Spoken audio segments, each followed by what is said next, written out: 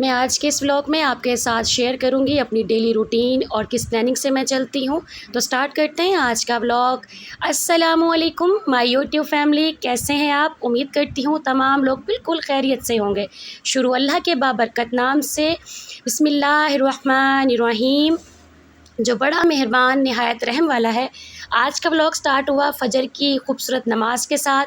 दुरूद शरीफ पढ़ा, कुरान पाक की तिलावत की, अपने ज़िक्र अस्कार करने के बाद मैं आ गई थी किचन में।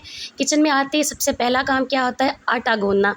आटा गूँधा, उसके बाद मैंने किचन के छोटे मोटे सारे काम समेटे, साथ साथ दुरूद शरीफ का विर्द भी किया। मैं पढ़ती हूँ दुरूद शरीफ, अल्लाहुम्मा सल्ली अला सय्यिदिना व मौलाना मुहम्मदिन क़द दुआकत हिलती अदरिकनी या रसूल अल्लाह।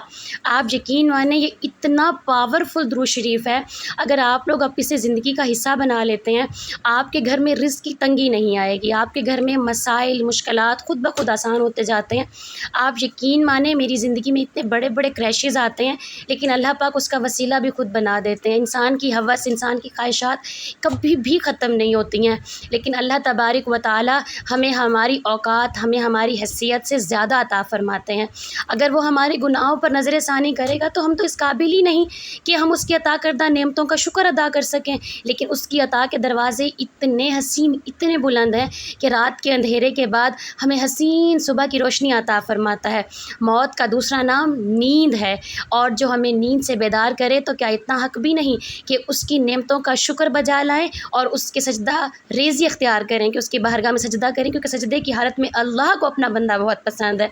बस फिर आटा गूँधने के बाद मैंने साथ बना लिए थे दम वाले आलू। मेरे घर में इन्हें बहुत पसंद किया जाता है। प्याज, आलू, हरी मिर्चों को मैं इकट्ठे काट लेती हूँ और इसमें मसाला जार डालकर इसे मैं हल्की आंच पर दम लगा देती हूँ। आप यकीन मानिए इसे ट्राई कीजिएगा जब नाश्ते में कुछ भी ना हो और समझ भी ना आ रहा हो, बच्चे कहेंगे चने भी नहीं खाने, बाहर की कोई चीज़ भी नहीं खानी, घर का नाश्ता करना है, तो बस फिर ये बेस्ट ऑप्शन है।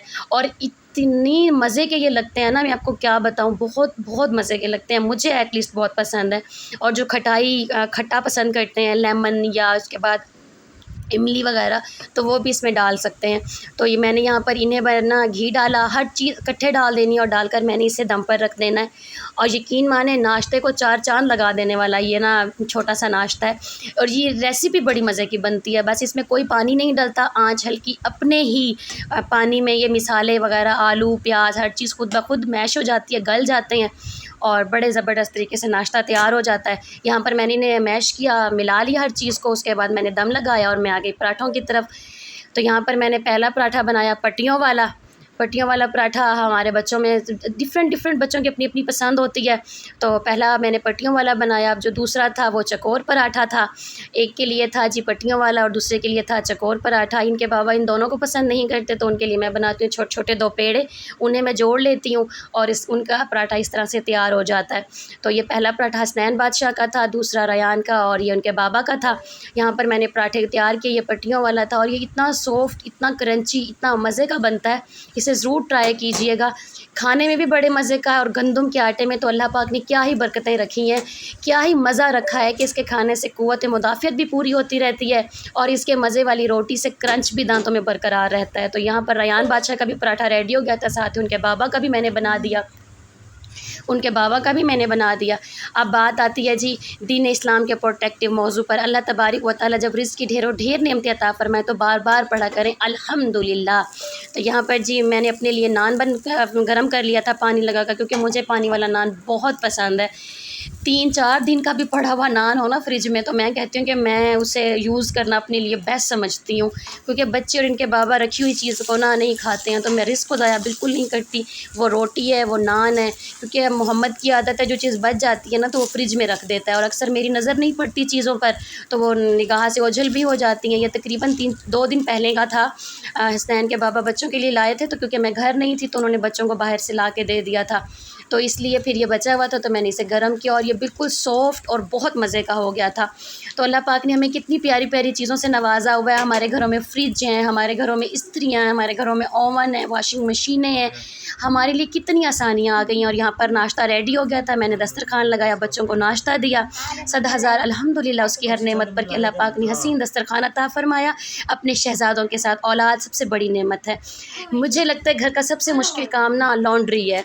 बस फिर मैं मैंने नाश्ते के फ़ौरन बाद ही मशीन लगाई। और ना हसनैन बादशाह थोड़े से बीमार हैं, वो हेल्प नहीं करता, लेकिन रयान मेरे साथ साथ था।